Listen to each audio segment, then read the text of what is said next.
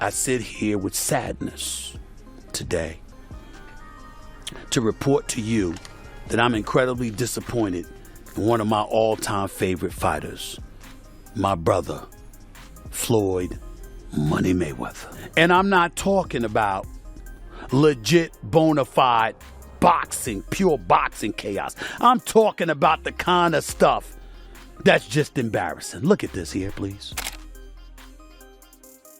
This is a beautiful house, my man. How many square feet is this? A little bit over 20,000 square feet. 3 or 4 levels. Money Mayweather, seems appropriate that you would be living in Vegas. But you have to stop embarrassing yourself with these exhibitions. I know life is hard, I know life is expensive, but come on, dude, put your legacy first. Nobody wants to remember you like this. Stephen A. Smith just brutally destroyed Floyd Mayweather for pulling off a $402 million fraud and pretending his monopoly money was real. I know we're on television, Floyd, but I think it's necessary for me to say, damn. Well, you know, we are on ESPN. This car costs $3.2 million.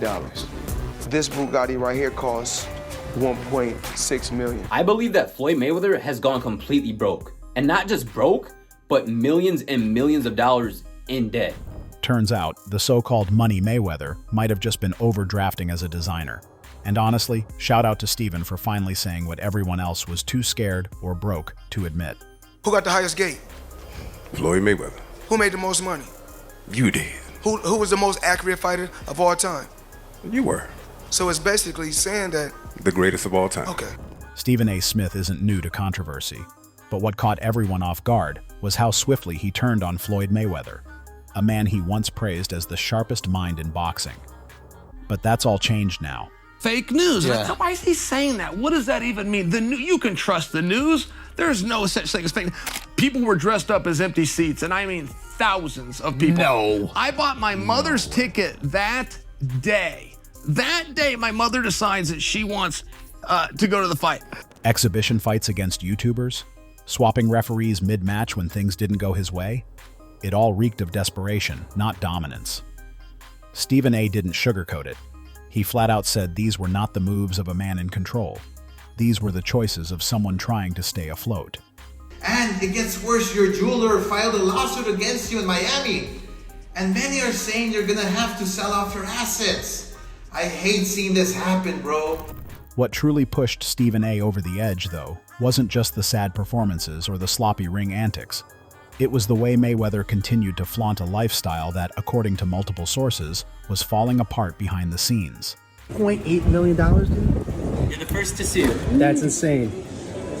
That 1.8 is high. 18 life. That happy birthday, champ. Private jets, million-dollar cars, and diamond watches were still all over his Instagram. But where was the actual money coming from? That's when the cracks turned into sinkholes. Whoever puts that press release and sends it out, never has a company that's publicly traded had an executive back those numbers. They're all lies. Because now we're talking about what many are calling the $402 million illusion. A financial empire that looks shiny from the outside, but according to insiders, is barely held together by duct tape and denial. He was about to go to jail, but that's before Money Mayweather, that's Pretty Boy Floyd. Got you.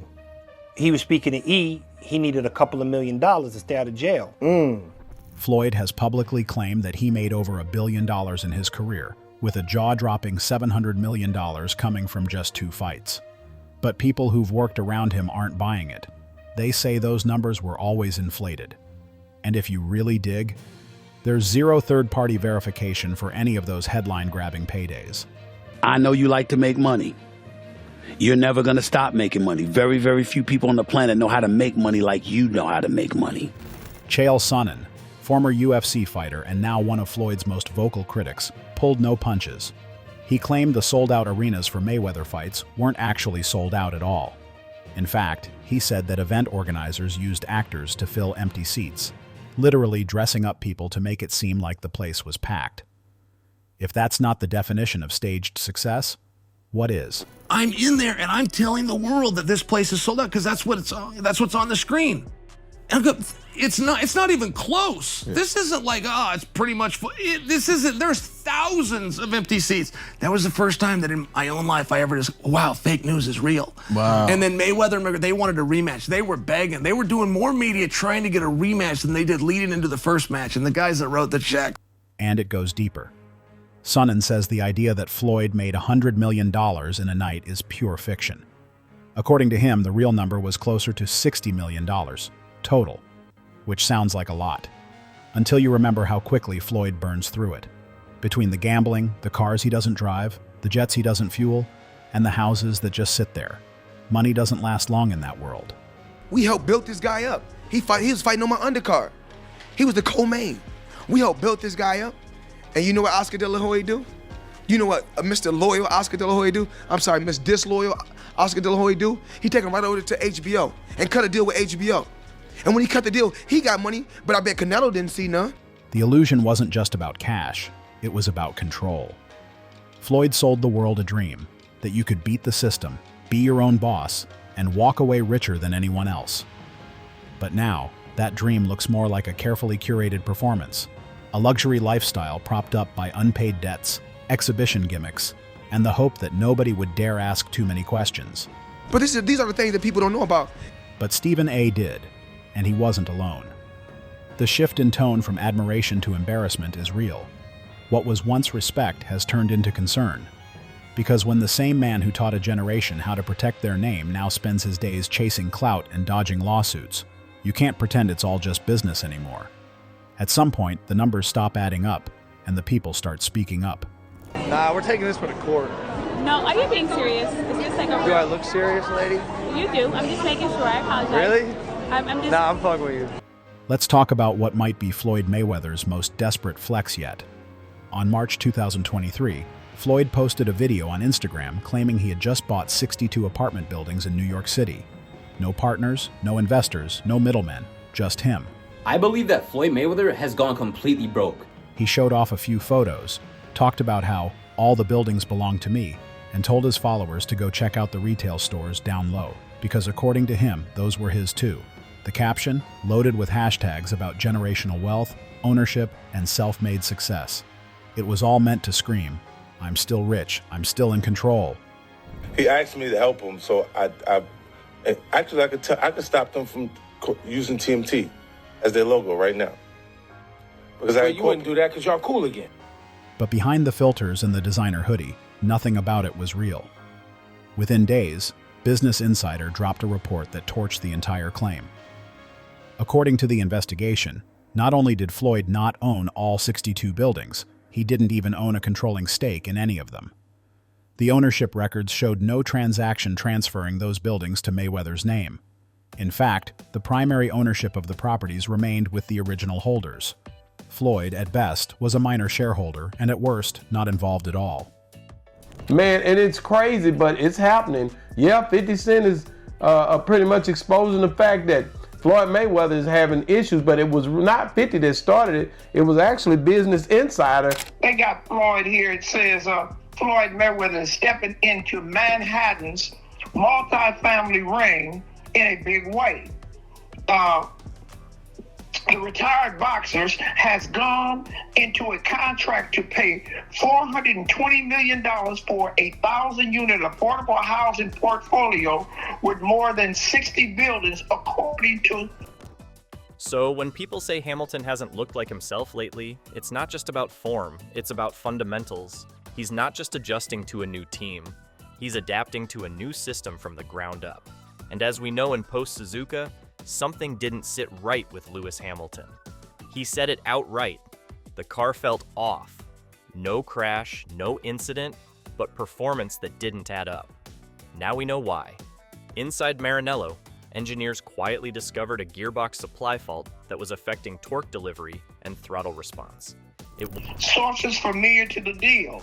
Josh Gotti of Black Spruce Management is the seller, and Black Spruce Magazine declined comment. It says also here that the investor partnered with Maynard Orchard on a $1.5 $8 billion deal for 1,766 units spanning 6 rental buildings and in acquisition of the American Cooper building. It wasn't a mechanical failure that caused a DNF. It was worse. Subtle, invisible sabotage. The kind that slips under the radar, costs a 10th per lap, and makes a 7-time world champion start questioning if he's lost his edge. The issue was traced back to a component in the gearbox housing, according to internal reports.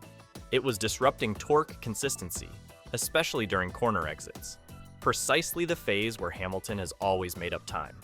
The fault wasn't made public, and it certainly wasn't on any FEA bulletin. About, working smarter, not harder. This was in-house Ferrari damage control, patched quietly before the Saudi Arabian Grand Prix. Hamilton didn't blast the team over radio or point fingers in the media. He just said he was still figuring things out. And now we know that under the surface, Ferrari was too. Once the issue was addressed, Bahrain happened. Hamilton went from mid-pack frustration in qualifying to P5 on race day. This car costs $3.2 million. This Bugatti right here costs $1.6 million. It's close to 15 million. You're right, it's close to 15 million. And you don't drive them? No. Gaining 4 positions in a clean, controlled drive. Suddenly, the SF25 felt drivable again. The throttle response made sense. The rear didn't dance under power. Engineers have since confirmed that Bahrain was the first race where the corrected gearbox layout was used in full, and it immediately brought stability to the car's behavior under acceleration. 1/10 per lap might not sound like much, but over a 57-lap race, that's almost 6 seconds.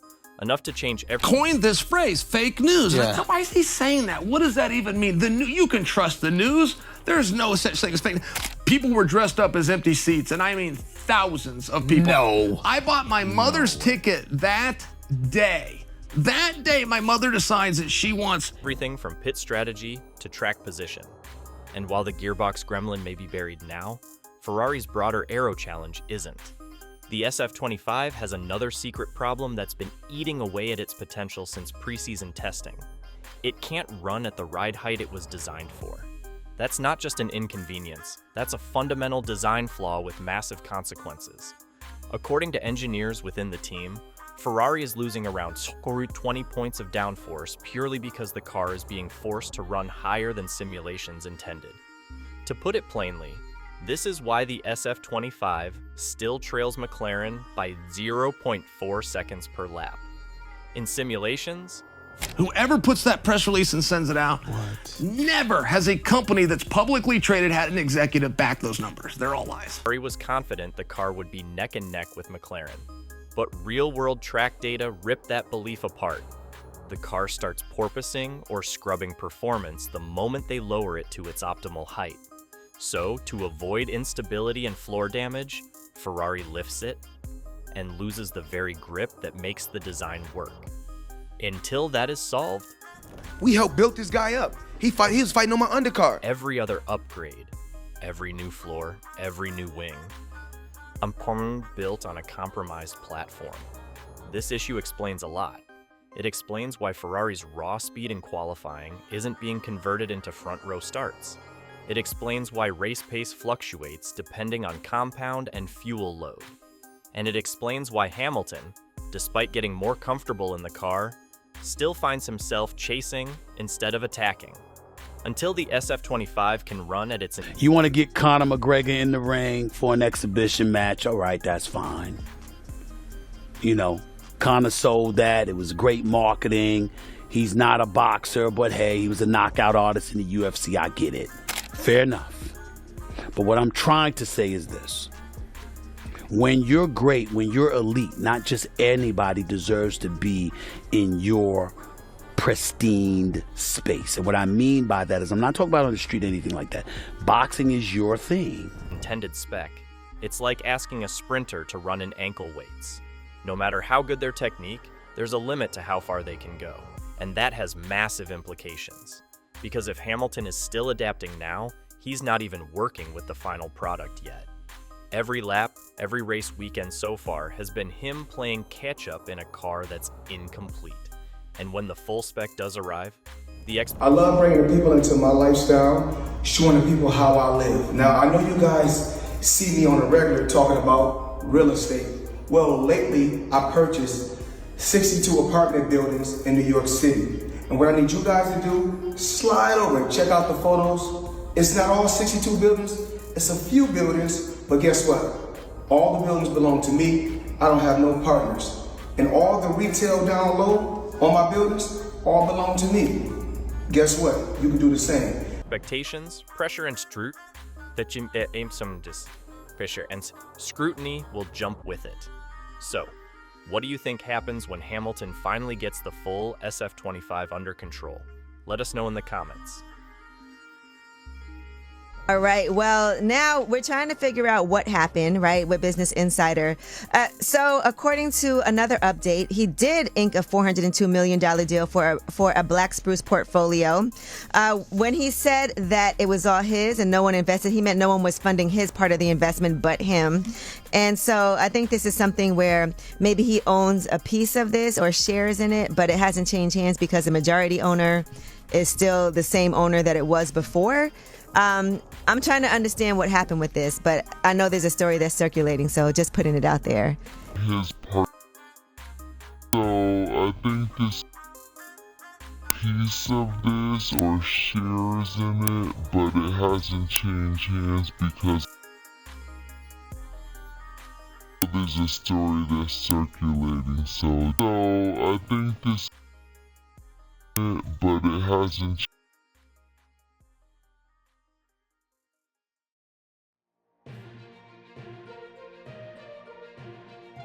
So I think this, but it hasn't.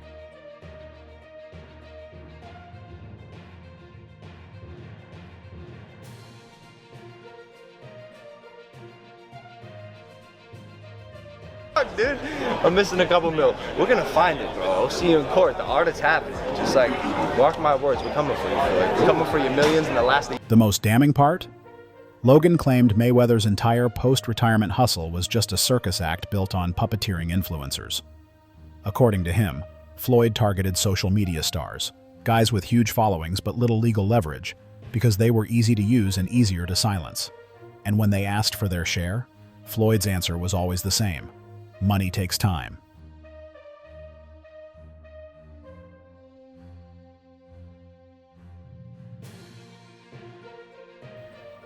That's the exact phrase he used during an interview on the Pivot podcast when asked about Logan's accusations. His tone was smug. No apology, no urgency. Just a vague monologue about how pay-per-view money takes months to process and how Logan should just be grateful for the biggest payday of his life. Just like I'm still collecting checks from fights 7 or 8 years ago. I'm still collecting checks. Why? Because I made smart moves. But that spin didn't hold, because Logan Paul wasn't just complaining, he was filing. He initiated legal proceedings to recover the missing millions. The lawsuit laid out the timeline, the contractual obligations, and the post-fight financial trail, or lack thereof. And Floyd's camp? They had no solid rebuttal, no receipts, no wired proof, just more stalling and the same recycled excuse that revenue distribution takes time. And I'm my own boss. So they hate when the tables turn. Right. You know, look how many years they've been owing us money. But we don't never trip. So now when the tables turn, they say, oh, you owe us something. Be happy with the biggest payday you ever got in your life. The narrative unraveled fast. This wasn't a one-time miscommunication. It was part of a pattern. Floyd's exhibition business, once praised as a savvy way to monetize retirement, now looked more like a glorified cash grab backed by unpaid debts. And Logan Paul was just the first domino. Other fighters, influencers, and insiders began whispering the same thing. The checks were late, the excuses were routine, and the guy who once preached business acumen was now just ducking invoices. So he is the promotional arm of his fights. It's why, in part, he makes so much money, because whereas a normal promotional company will take 30%, he is that. And so oftentimes for his fights, before the tickets can go on sale to the public, or like right as they go on sale, he'll buy a whole wing, a whole section, and then he'll sell them at a higher price, marked up, so he can make, like all the floor seats. He takes all of them. All of them, 3, 4, 5x. And while Logan was fighting for his missing millions in court, another scandal was brewing across the globe. Floyd Mayweather was reportedly trapped in Dubai. Not for vacation, not for business, but allegedly because of unpaid luxury debts. The claim came straight from Gervonta Davis, Floyd's former protege, who took to social media to call out his old mentor. Davis said Floyd had been stuck in Dubai for over 50 days, held up by jewelry dealers who refused to let him leave the country until he cleared what he owed. With this particular lawsuit, he had an investor pay $1.4 million in total for this section, and the investor was promised that the seats would sell at I think a 7 to 8x multiple, and he expected a return on his investment. And sure enough, he didn't get his initial investment back. He's strung along. He gets like 100K here and there, strung along, not getting paid. Now his investment allegedly is being rolled into Floyd's alleged fight with Manny Pacquiao, and so the investor's being strung along on this thing, and eventually, like us, it's like, yo, we're simply not getting paid in full. Like, we've been fucking dragged along for way too long now, and... The story didn't end with debt. It got messier. Reports surfaced that someone from Mayweather's own entourage had stolen a piece of jewelry during one of the high-end shopping trips. While Floyd had paid for his personal items, the theft turned the entire situation into a diplomatic mess. Dubai authorities didn't care who he was. The law there is strict. So, until the stolen item was recovered, or at least until someone took responsibility, Floyd wasn't going anywhere. Earning athlete in his career, making over $1.1 billion. And after making a killing, he ended up retiring in 2017. However, he dug himself into a hole after making super lavish purchases like this LA mansion. It was so bad that he actually owed $22.2 million to the IRS, which made him have to come out of retirement to pay that back. Like and follow for more. But if you were just scrolling through Floyd's Instagram at the time, you'd have no clue. He was busy pretending to be on a world tour, posting old photos, sharing filtered stories, uploading throwback footage to distract from the fact that he was grounded. The lie was transparent to those paying attention. For example, he claimed to be in Europe on one day while someone spotted him at the Dubai marina the next. No haircut, same outfit, different country, except not really. Then came the ban. Multiple sources, including those close to the jewelry retailers, confirmed that Floyd was eventually banned from re-entering Dubai altogether. Even after the immediate crisis was resolved, he wasn't welcomed back. For someone who once treated Dubai as his personal playground, jetting in for car shows, luxury auctions, and nightclubs, this was a major fall from grace. That level of embarrassment doesn't get forgotten in the Mayweather PR machine. It gets scrubbed.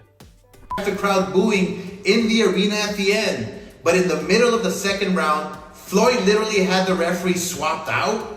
He didn't like that the referee told him to stop hitting behind the head. Floyd is used to having the refs do whatever he wants, and he wasn't getting his way this time. It was so embarrassing. Floyd, you're 50 years old. You're a legend in the sport. I've stood up for you in countless interviews, including Shannon Sharp's podcast last week. But you have to stop embarrassing yourself with these exhibitions. I know life is hard. I know life is expensive. But come on, dude, put your legacy first. Nobody wants to remember you like this. And it gets worse. Your jeweler filed a lawsuit against you in Miami. Leonard Ellerby, CEO of Mayweather Promotions, was asked about the hostage claims during a press conference and completely dodged the question. No denial, no clarification. Just a redirect to praise Gervonta Davis's upcoming fight. It was a textbook non-answer, an admission in silence. You don't dodge questions that are baseless.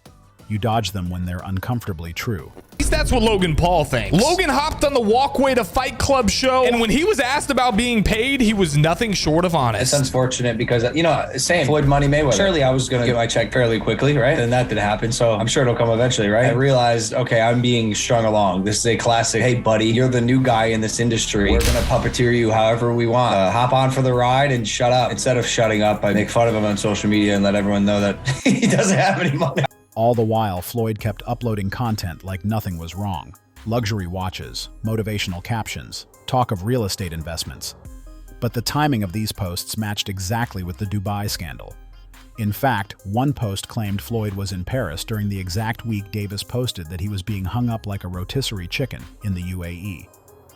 That's not just a contradiction. That's deliberate image control. The real damage, though, wasn't just in the unpaid debts or the fake vacation posts. It was in how fast the story fell apart. Once the details got out, there was no recovery. The Money Mayweather brand started to look like a costume, and worse, like a cover for financial chaos. Between the Logan Paul lawsuit and the Dubai hostage crisis, Floyd wasn't running a brand anymore. He was running from the truth.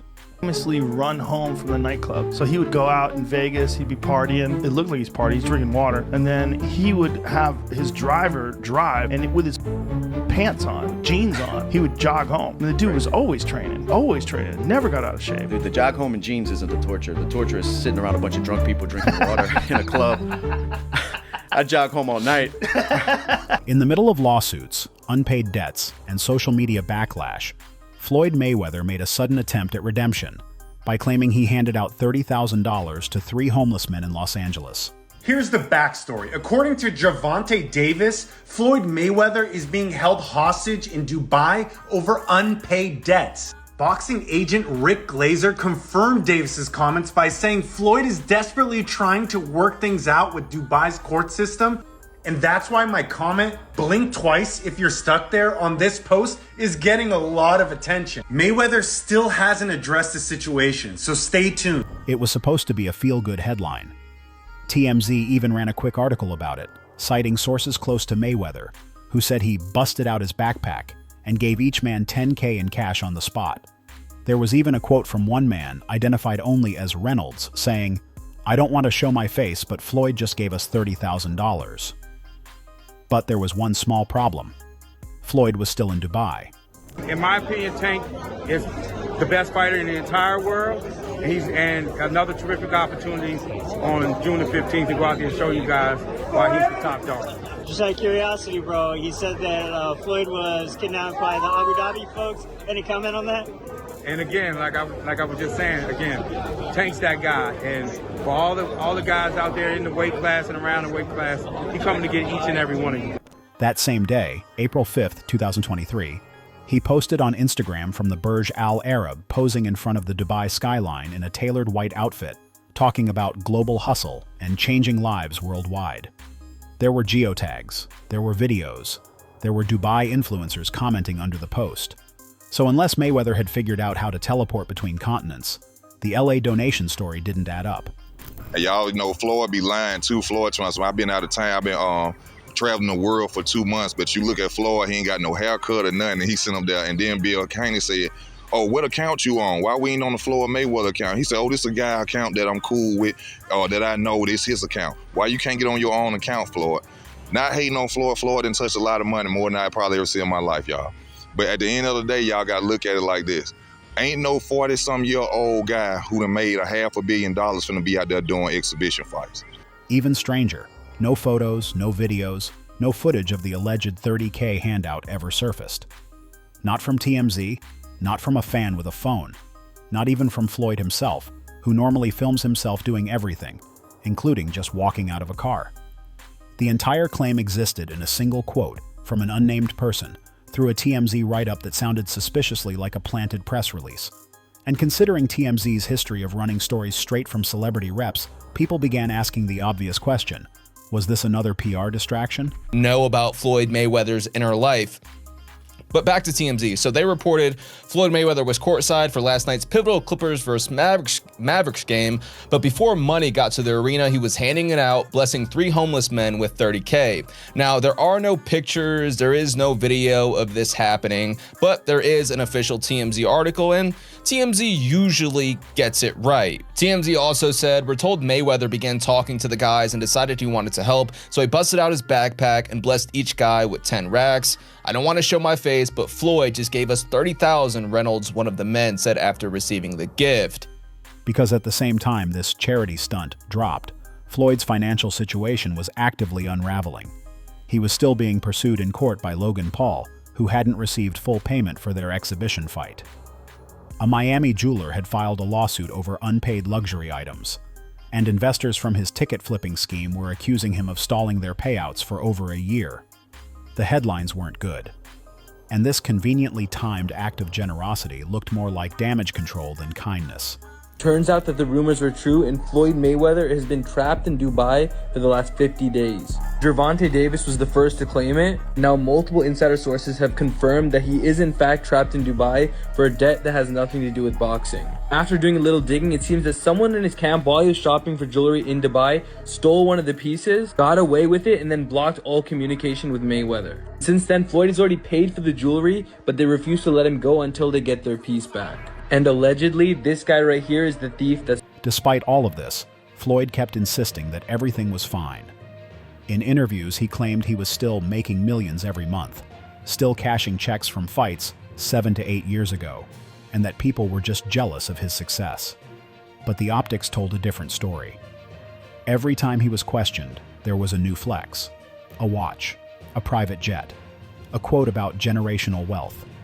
But the lawsuits didn't slow down, the whispers didn't stop, and Stephen A. Smith, once Floyd's biggest cheerleader, finally stopped defending him. I know you like to make money. You're never going to stop making money. Very, very few people on the planet know how to make money like you know how to make money. But some of this stuff has got to stop. Stephen A. drew the line with a single sentence. When you're that great, not everyone deserves to be in your space. That was his way of saying Mayweather had let the wrong people in, into his brand, his image, his ring. He said Floyd was no longer acting like a legend. He was acting like a man chasing attention, not legacy. And nothing symbolized that fall more than what happened during the Gotti exhibition fight, when Floyd literally forced the referee to be replaced mid-fight because he wasn't getting the calls he wanted. Stephen A. called that moment what it was, a meltdown. He said the Floyd Mayweather that once stood for control, precision, and dominance was now a shadow of that image, a man trying to maintain power through spectacle, not skill. And in closing, Smith didn't mince words. He said Floyd had become the very thing he used to mock, a washed-up fighter using chaos to stay relevant. Now tell me, is Floyd Mayweather still the king of the ring, or just another legend who stayed too long at the table? Let us know what you think in the comments.